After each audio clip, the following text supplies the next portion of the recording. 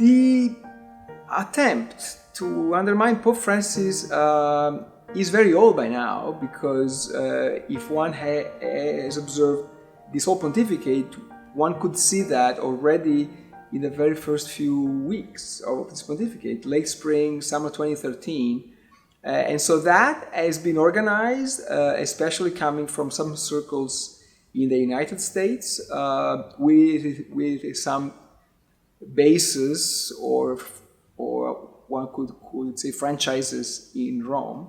And so it's a kind of an asymmetrical war within the church, because this small group of bishops that are clearly unhappy with Pope Francis, and they have been unhappy with him since the very beginning, is a small minority, but it's asymmetrical because they have created a certain apparatus of media, both Catholic media and more mainstream secular media, some voices. And so this is typical of this pontificate. It is part of this transition from a Catholic Church that is led and run by a European elite, or a European educated elite, or European influenced elite, to a church that is more global.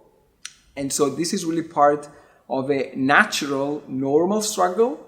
And it's true that some bishops could be more outspoken in pointing out that there are some criticisms of Pope Francis that are clearly illegitimate, because I'm not in favor of a church where it's impossible to criticize the Pope. I do think that against Pope Francis have been moved accusations that are way beyond the legitimate.